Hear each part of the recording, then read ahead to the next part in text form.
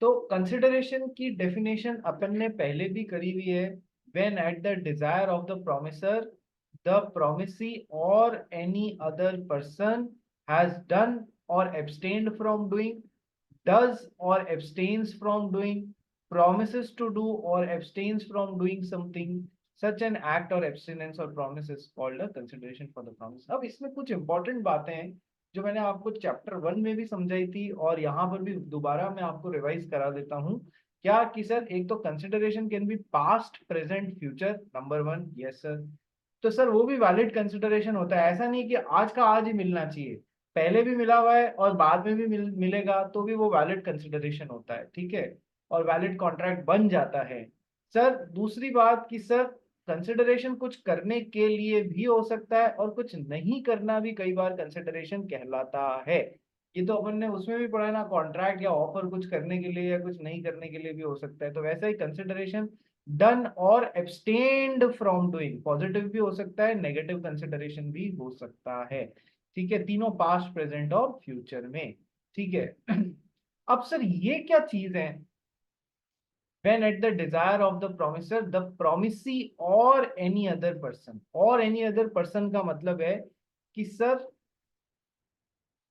Consideration जो है, mister x ने मिस्टर वाई को 10 लाख रुपए दिए और इनके बीच में डिसाइड हुआ कि ये 1 साल बाद 11 लाख रुपए ब्याज समेत चुकाएंगे, ठीक है सर। 1 साल का पीरियड निकल गया, वाई चुका नहीं पा रहे हैं, तो सर इनके फ्रेंड जेड ने इनके बिहाफ पे आके वो 11 लाख रुपए एक्स को चुका दिए। तो sir consideration can move from promisee और एनी अदर पर्सन, और एनी अदर पर्सन का मतलब समझ में आया सबको, और any other person, it will be considered as a valid consideration if accepted by X instead of Y from Z, on behalf of Y from Z।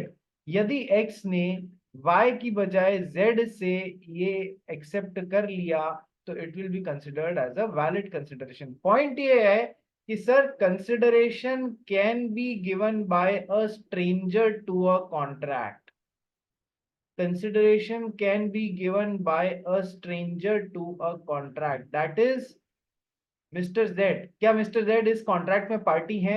नहीं sir, mister Z इस contract में पार्टी नहीं है, पर क्या वो consideration दे सकते हैं? हाँ सर, वो कंसिडरेशन दे सकते हैं, उनके द्वारा दिया गया कंसिडरेशन वैलिड कंसिडरेशन होगा on behalf of Mister Y if it is accepted by Mister X. तो सर क्या ये और any when at the desire of the promisor, promisor ने एक्स ने वाई को 10 लाख रुपए दिए या देने का प्रॉमिस किया, तो इसके लिए ये हुआ प्रोमिसर, ये हो गए प्रोमिसी। सो व्हेन प्रोमिसर ने जब प्रोमिसी के लिए किया है तो प्रोमिसी बदले में उनको वापस भी तो something in return Kwid pro Q देगा।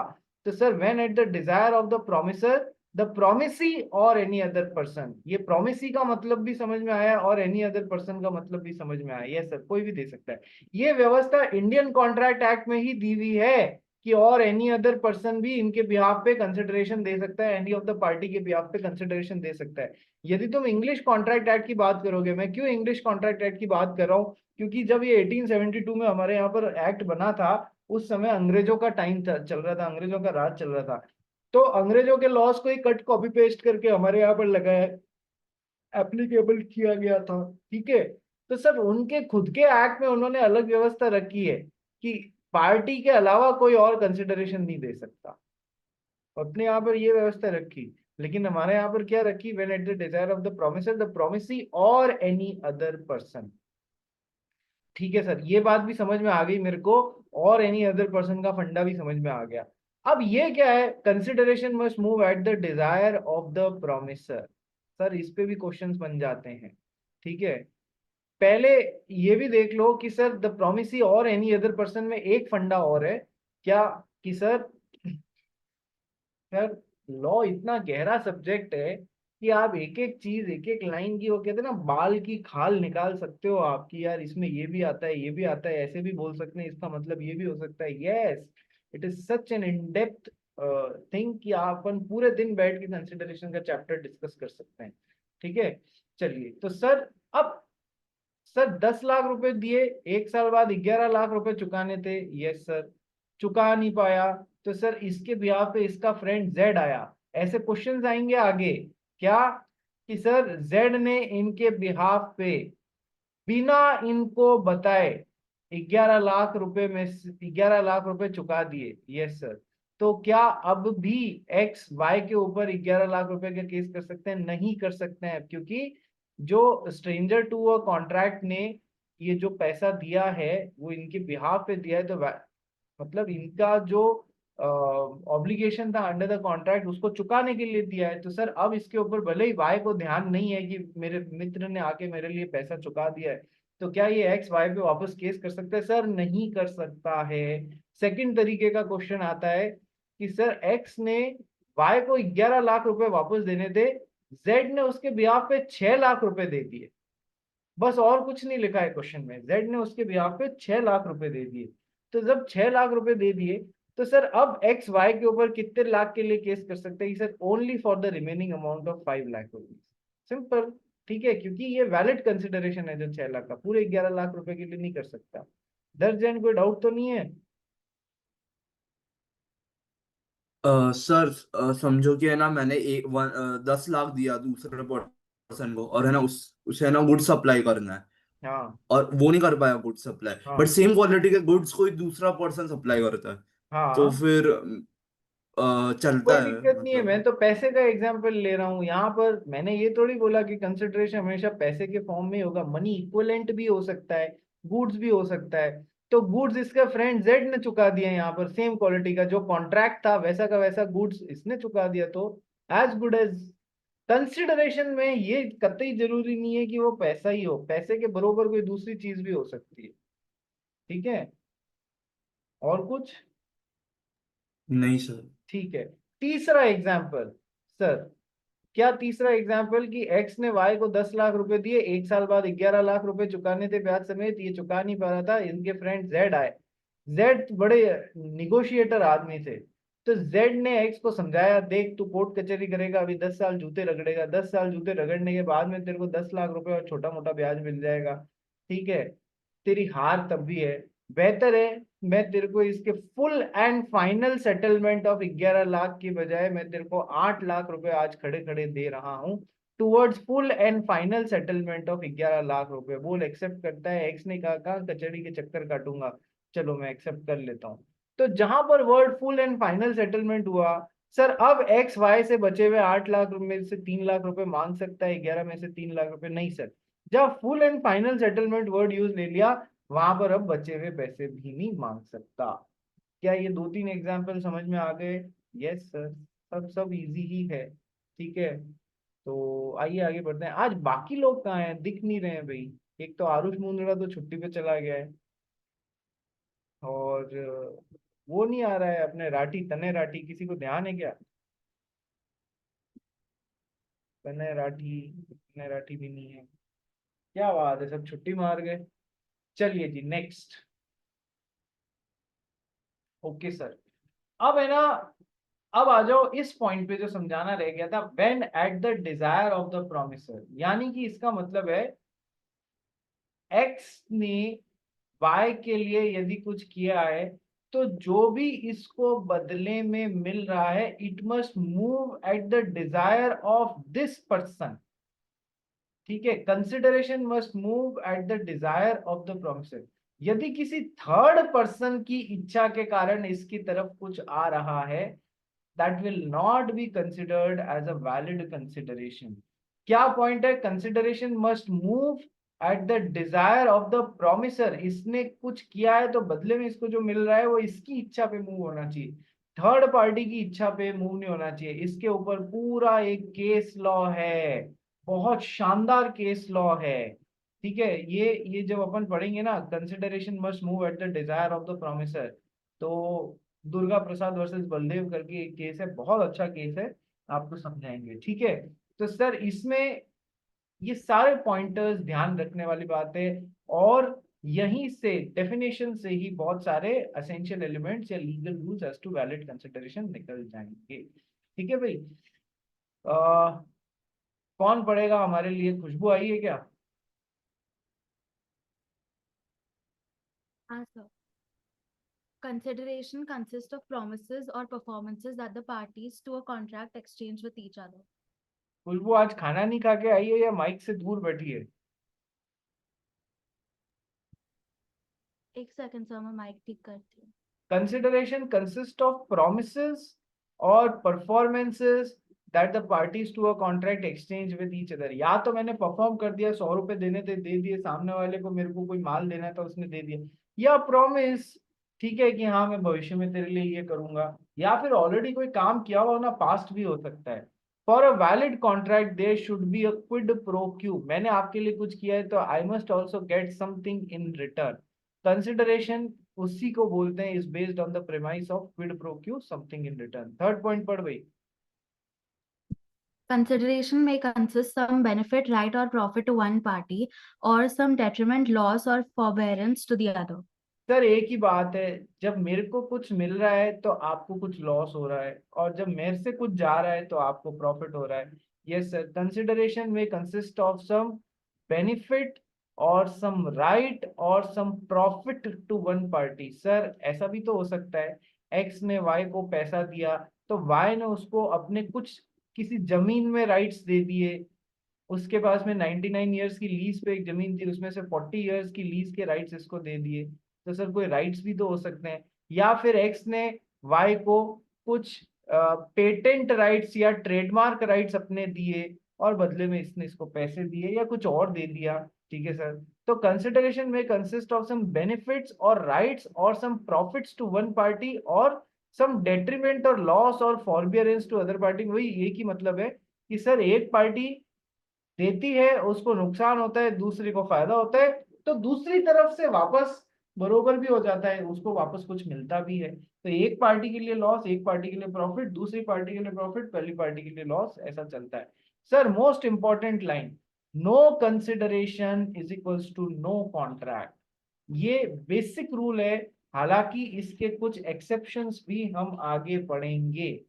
No consideration is equals to no contract.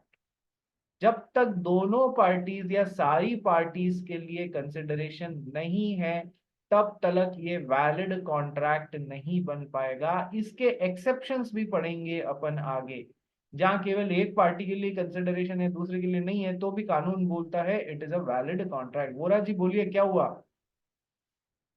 तो वो डेट्रीमेंट का मतलब क्या था? डेट्रीमेंट का मतलब होता है कि मैं तुझे तेरी किसी चीज को यूज करने से I am detrimenting you are at a detriment, you are at some kind of loss. Okay.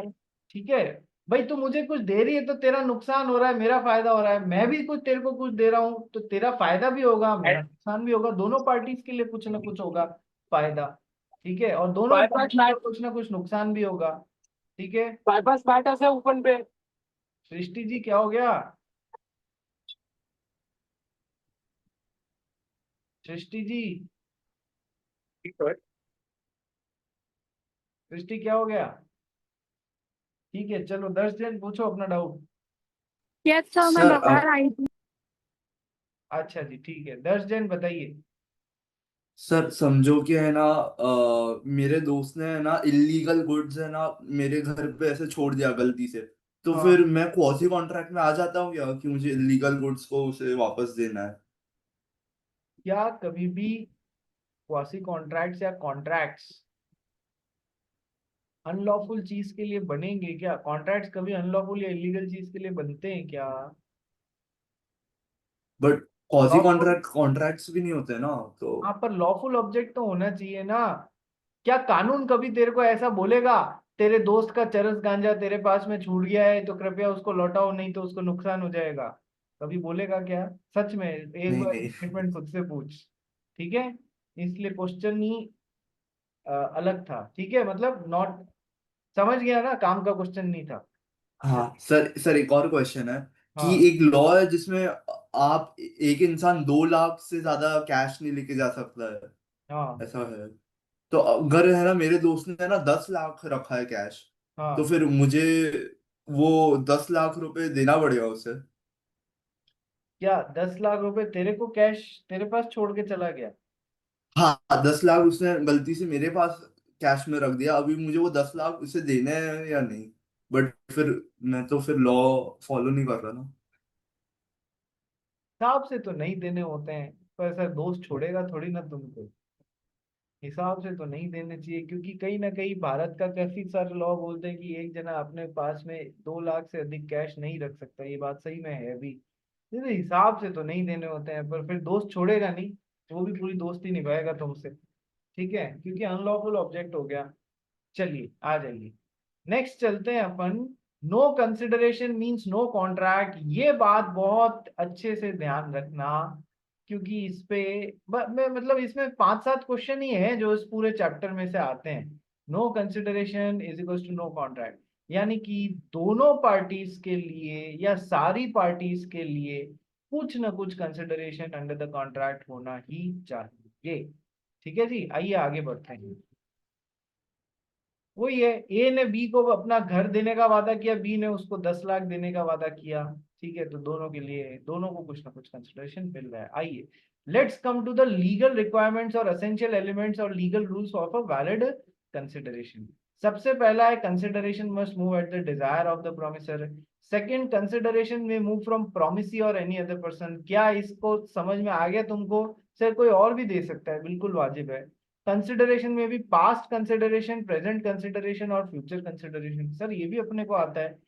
Sir एक और है, consideration need not be adequate, कि सर भरपूर हो ये जरूरी नहीं है। ये पॉइंट अभी बता देता हूं आपको। देखो, एक्स ने वाई को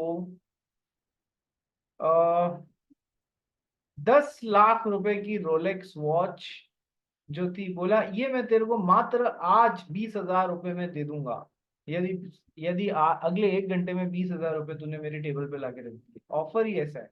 इसने कहा ओके, अगले 1 घंटे में ये पकड़ो 20,000 रुपए, और रोलेक्स वॉच इसकी हो गई। ठीक है, दोनों के बीच में कॉन्ट्रैक्ट बन गया। Yes sir.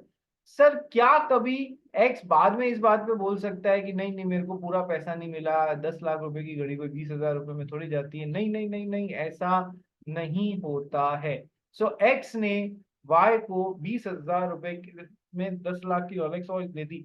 सर कॉन्ट्रैक्ट के वैलिडिटी पे कोई फर्क पड़ा क्या? नहीं sir, it will be definitely a valid contract. Contract क्या बोलता है? दोनों पार्टी से अपोजिट पार्टी को कुछ ना कुछ कंसिडरेशन जाना चाहिए। So element of consideration is really important. Quantum और quantity of consideration is immaterial towards making of the contract. कितना भी हो वो कोई फर्क नहीं पड़ता, होना चाहिए बस कंसिडरेशन। एक दो एग्जांपल और देता हूं मैं आपको, कैसे? सर एक कोई यूनिवर्सिटी है, ये राजस्थान का एग्जांपल दे रहा हूं, एक यूनिवर्सिटी है national law university. Yes sir, ये जब यूनिवर्सिटी खुल रही थी तो स्टेट गवर्नमेंट को बोला कि हमको जमीन चाहिए भाई, अ, हमको यूनिवर्सिटी खोलनी है, कि कितनी जमीन चाहिए भाई? कि 55 एकड़ जमीन चाहिए। Yes sir. तो state government of Rajasthan said that okay, हम आपको इतनी तारीख को अगले 1 महीने में यहाँ पर इस जगह पर 55 एकड़ जमीन जो है वो दान कर देंगे, डोनेट कर देंगे for the purpose of opening the university. Okay, अब यूनिवर्सिटी वाले बोले हमको दान खैरात लेते हुए अच्छे लगते हैं क्या? बोले हम तो खरीदेंगे। स्टेट गवर्नमेंट बोले हैं हमसे खरीदोगे, इतना पैसा दोगे आप हमको? कि बोले पैसे की बात नहीं है, हम तो आपसे कॉन्ट्रैक्ट बना के जमीन खरीदेंगे। कि सर कैसे? कि स्टेट गवर्नमेंट दोनों के बीच में कॉन्ट्रैक्ट बना, यूनिवर्सिटी और स्टेट गवर्नमेंट के बीच में क्या कॉन्ट्रैक्ट बना? ये तो देगी 55 एकड़ जमीन और ये बदले में देगी 1 रुपया, 1 रुपीज। ठीक है, 1 रुपीज। तो क्यों? कि सर हम कॉन्ट्रैक्ट बना के, अब लॉ यूनिवर्सिटी वाले थे, कानून नहीं समझते हैं क्या? कानून की बारीकियां सारी समझते हैं। बोले सर हम कॉन्ट्रैक्ट बना के खरीदेंगे आपसे। तो सर कॉन्ट्रैक्ट बनाने में एक one of the essential requirement is both the parties must get some consideration under the contract. हमें 55 एकड़ जमीन मिली है, हम आपको 1 रुपए का कंसिडरेशन दे रहे हैं, तो ये जो रिक्वायरमेंट है ना, both the parties must get some consideration, वो हमारी पूरी हो जाएगी तो कॉन्ट्रैक्ट वैलिड कॉन्ट्रैक्ट बन जाएगा। और वैसे भी कॉन्ट्रैक्ट एक्ट बोलता है क्वांटिटी या quantum of consideration is immaterial towards making of the contract, but element होना चाहिए, दोनों पार्टीज को कंसिडरेशन मिलना चाहिए, क्वांटिटी इज इमटेरियल, कितना है उससे फर्क नहीं पड़ेगा कि कॉन्ट्रैक्ट बना रहे हैं या नहीं बना रहे हैं, उस पर कॉन्ट्रैक्ट बन जाएगा। कितना क्लासिक एग्जाम्पल इसको यूज लिया, 1 रुपए में 55 एकड़, कि हम दान नहीं लेंगे, हम तो कॉन्ट्रैक्ट से खरीदेंगे, हम दान में भिक्षा में क्यों लेंगे, हम तो खरीद के लिए 1 रुपए में, कि दोनों पार्टीज को कंसिडरेशन जाना चाहिए, इसलिए 1 रुपए दे रहे हैं आपको। इसी तरीके से कई जने जब कोई डोनेशन कर रहे होते हैं तो कई पार्टीज बोलते हैं हम डोनेशन नहीं, आपने 10 लाख रुपए का माल दिया है, हम आपसे खरीदेंगे 100 रुपए में खरीदेंगे, लो पकड़ो 100 रुपए, हम डोनेशन किया हुआ टप्पा हमको नहीं चाहिए, हम तो खरीदेंगे। Quantity is immaterial, quantum is immaterial. क्या ये एग्जाम्पल समझ में आया सबको? बोलो हाँ या ना। क्या ये एग्जाम्पल समझ में आया? जिया बोरा, खुशबू, श्रेया बियानी, सृष्टि, स्विया कर्नावट, जो वीडियो ऑन कर सकते हैं, जो बाहर नहीं है वो वीडियो ऑन कर लो। हाँ सर, अब तो मैं मेरे मम्मी पापा को बोलूंगी मुझे आपसे ये चाहिए, 1 रुपए में मैं आपसे खरीदती हूँ, 2 रुपए में खरीदती हूँ। ये मम्मी पापा है ना, उल्टा करके पीछे एक लात लगाएंगे ना, तो ये फंडे मम्मी पापा के साथ में नहीं चला लेना, 1 रुपए में ना 2 रुपए में। ठीक है, चलो आ जाओ नेक्स्ट। सर ये तो मैंने आपको बता दिया, आज दिन तक एग्जाम पे इस पे क्वेश्चन नहीं आया है, जो पॉइंट अब मैं बताने वाला हूँ, कि सर दो जनों के बीच में यदि कॉन्ट्रैक्ट बन रहा है तो sir one of the essential elements is offer plus acceptance promise. Promise में कंसिडरेशन का एलिमेंट आना चाहिए, तभी वो एग्रीमेंट बनेगा और तभी वो कॉन्ट्रैक्ट बनेगा। Yes sir. सर कंसिडरेशन का एलिमेंट दोनों पार्टीज के लिए होना जरूरी है, लेकिन क्वांटम कभी भी कॉन्ट्रैक्ट बनाने के लिए मैटर नहीं करेगा, लेकिन क्वांटम एक जगह की कितना कंसिडरेशन, कितनी क्वांटिटी में कंसिडरेशन गया है, ये एक चीज को नापने के लिए जरूर मैटर कर जाएगा, कि क्या पार्टी ने कंसेंट फ्रीली दी है या नहीं दी है। जब ये कोर्ट मैटर डिसाइड करेगा तब कितना कंसिडरेशन मिला है, उससे ये जरूर देखने की कोशिश करेगा कि सही में कंसेंट फ्रीली आ रही है या जबरदस्ती कंसेंट ली गई है। जब इस पॉइंट को देखने की कोशिश करेगा तब इसको देखेगा कि कितना कंसिडरेशन मिला है। सर कैसे, एक एग्जांपल से बताओ। मान लो मान लो क्या मान ले, मान लो हमारी श्रेया बियानी है। यस सर, बियानी दिख नहीं रही है, क्या बात है? श्रेया बियानी है, बियानी है भी क्लास में या नहीं है, या बस लॉगिन करके चली गई? सर क्लास में ही हूँ। तो दिख तो नहीं रही है। सर वो थोड़ा रास्ते में हूँ। हाँ, असली बात अब आई बाद में। चलो मान लो श्रेया बियानी है, इसकी एक फ्रेंड है स्विया कर्नावट, जो भी नहीं दिख रही है, दोनों मिस्टर इंडिया हुई भी है। तो अब क्या हुआ कि सर स्विया कर्नावट के पास में 10 करोड़ रुपए की मार्केट वैल्यू की एक जमीन थी। Yes sir. श्रेया बियानी ने स्विया कर्नावट के सर पे बंदूक रखी और बोला ये 10 करोड़ रुपए की जमीन मेरे को 1 करोड़ रुपए में बेचती है क्या? अरे भाई, किसी के भी सर पे बंदूक होएगी तो वो खुशी खुशी बेच देगा कि जिंदा रहे तो और ऐसी 10 जमीनें कमा लूंगा। ठीक है सर, तो 1 करोड़ में बेच दी। Yes sir. इधर से इधर क्या जा रहा है? 1 करोड़ रुपया। इधर से इधर क्या जा रहा है कि सर 10 करोड़ रुपए की वैल्यू वाली जमीन जा रही है। Okay sir. सर कॉन्ट्रैक्ट, ये सर हम जानते हैं कि sir contract is an agreement which is legally enforceable. An agreement is legally enforceable if it is having free consent of the parties. जबरदस्ती नहीं ली गई है। ठीक है, तो मान लो अब स्विया कर्नावट कोर्ट की तरफ गई, ये कैसा कॉन्ट्रैक्ट बना? मैंने आपको बताया था, जब भी फ्री कंसेंट वाला कॉन्ट्रैक्ट नहीं बनता है तो वो वॉइडेबल कॉन्ट्रैक्ट होता है। What are voidable contracts? What are voidable contracts? कौन बताएगा? What are voidable contracts?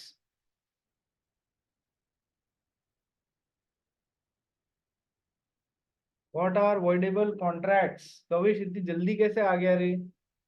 Sir वो कॉन्ट्रैक्ट जो it can be made void by the consent of one party only.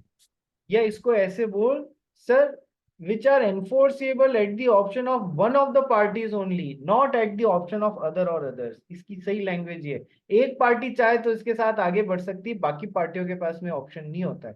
और वही एक पार्टी चाहे तो आगे बढ़ सकती है या खत्म कर सकती है, दूसरी पार्टी के पास में ये ऑप्शन नहीं होता है। ठीक है, तो चलिए सर कैसा कॉन्ट्रैक्ट बना? वॉइडेबल कॉन्ट्रैक्ट बना।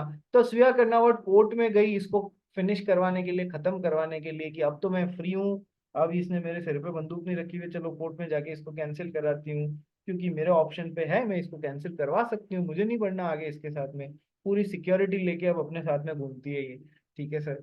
तो सर अब कोर्ट जब ये देखेगा ना कि चलो पहले तो कॉन्ट्रैक्ट था कि नहीं था, ये सर था, द इधर से भी 1 करोड़ रुपया तो जा रहा है ना उसके पास में, यस सर, तो वैलिड, मतलब कॉन्ट्रैक्ट बनने के सारे एलिमेंट्स थे इसमें। ओके।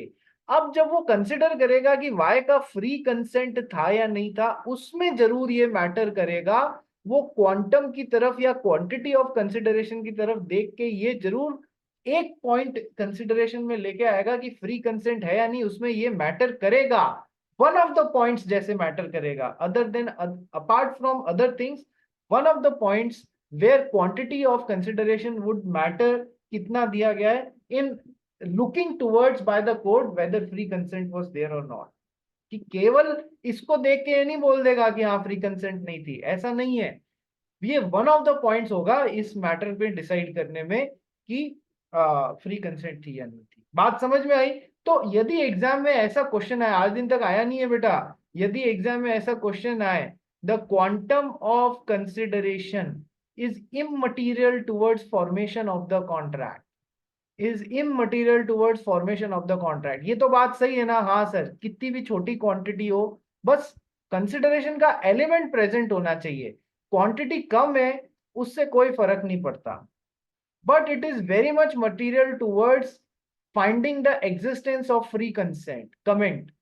तो आप अब इसका आंसर कर दोगे yes sir, yes whenever a contract is being made, दोनों पार्टीज के लिए कंसिडरेशन होना चाहिए। The quantum of consideration is really immaterial, because वो कम से कम हो तो भी बस हमें तो एलिमेंट चाहिए दोनों पार्टीज के लिए, चाहे वो 1 रुपए का भी हो, उससे कॉन्ट्रैक्ट बनने में कोई फर्क नहीं पड़ेगा, कॉन्ट्रैक्ट तो बन जाएगा। हाँ, ये जज करते समय कि वेदर फ्री कंसेंट थी या नहीं थी, वन ऑफ द पार्टीज की कंसेंट फ्रीली आई या थी या नहीं थी, उस समय इसको जरूर कंसिडर किया जाएगा कि ये देखने के लिए कि फ्री कंसेंट का एलिमेंट आया था या नहीं था। मतलब आपको इसके फेवर में आंसर करना है। बात समझ में आ गई? ठीक है। किसको समझ में नहीं आई तो बताओ, एक बार वापस समझाऊं? कोई है ऐसा क्लास में जिसको नहीं समझ में आई? समझ में आ गया? Yes sir. कविश लेट कैसे आया रे? मेरे लैपटॉप में बहुत प्रॉब्लम लैपटॉप में प्रॉब्लम है? देख मेरी वो बात से- सुन, कंसिडरेट तू आया नहीं था ना, तो मैंने एक बात बोली थी, कंसिडरेशन का चैप्टर ऐसा है जो एग्जामिनर का फेवरेट है। फेवरेट बोले तो फेवरेट, उसमें से क्वेश्चन देता ही देता है, करीब करीब। ये पहले तो देता था, आजकल एक दिन एक बार छोड़ के एक बार ऐसे ऐसे आने लग गया है। ठीक है, पर अभी भी फेवरेट में से एक है। तो सर लैपटॉप खराब होने की कीमत कहीं एग्जाम में नहीं चुकानी पड़े रहे, ये बात ध्यान रखना। तो क्या ये पॉइंट समझ में आ गया? Consideration need not be adequate, yes sir, ये भी समझ में आ गया। नेक्स्ट, इस it must not be something which the promisor is already bound to do. It must not be something, consideration ऐसा नहीं होना चाहिए जो किसी का ऑलरेडी ड्यूटी है काम करने का। सर कैसे? कि सर ऐसे, मान लो हमारी खुशबू बहुत, वो कहते हैं ना धन्ना सेठ है। धन्ना सेठ मतलब जिसके पास खूब सारे पैसे होते हैं। Okay sir. हाँ, 10 दिन की उंगलियां चलने लग गई। नेक्स्ट। तो अब खुशबू जो है उसके घर में चोरी हो गई। यस सर, चोरी हो गई। खुशबू पहुंची पुलिस इंस्पेक्टर के पास में, पुलिस के पास में पहुंची, खुशबू ने पुलिस को ऑफर दिया, यदि तुमने अपनी इन्वेस्टिगेशन बहुत अच्छे से की और चोर को पकड़ लिया तो मैं तुम्हें 2 लाख रुपए देने का वादा करती हूँ। ठीक है, पुलिस ने भी कहा, पुलिस इंस्पेक्टर ने भी बोला ओके मैम डन। उस तो अरे भाई, क्या ये दोनों के बीच में कॉन्ट्रैक्ट बन पाएगा? सर इसलिए नहीं बन पाएगा, पुलिस ने क्या कंसिडरेशन देने का वादा किया कि हम अपनी इन्वेस्टिगेशन बहुत अच्छे से पूरी करेंगे, और खुशबू ने ये वादा किया आपने इन्वेस्टिगेशन बहुत अच्छे से करी और चोर को पकड़ लिया तो हम आपको 2 लाख रुपए देंगे। Okay sir, police is already bound, the police is already bound to investigate in a very good fashion, ये उसकी ड्यूटी है।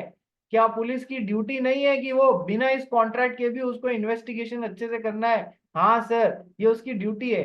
तो क्या वो अपनी जो भी ड्यूटी है उसको अंडर अ कॉन्ट्रैक्ट कंसिडरेशन जैसे दे सकता है? नहीं sir, it will not be considered as a valid consideration, hence this is not a valid contract. ये कोई कॉन्ट्रैक्ट इसलिए नहीं है क्योंकि ऑलरेडी जो ड्यूटी थी वो आप कंसिडरेशन जैसे दूसरे कॉन्ट्रैक्ट में नहीं दे सकते हो।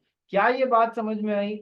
Yes sir. तो एग्जाम में ये सेम क्वेश्चन आया और बोले कि पुलिस ने सही में चोर को ढूंढ लिया है, और अब खुशबू तो खुशबू है, उसने 2 लाख रुपए देने से ठेंगा दिखा दिया। ठेंगा मतलब no, I will not give. तो उसने 2 लाख रुपए नहीं दिए। तो सर अब क्या होगा? क्या पुलिस इस कॉन्ट्रैक्ट को एनफोर्स करा पाएगी? आपको कहना है कि ये वॉइड एग्रीमेंट है, ये वैलिड कॉन्ट्रैक्ट है ही नहीं। कि सर क्यों? क्योंकि इसमें कंसिडरेशन का एलिमेंट दोनों पार्टीज के लिए प्रेजेंट ही नहीं है। क्यों नहीं प्रेजेंट है?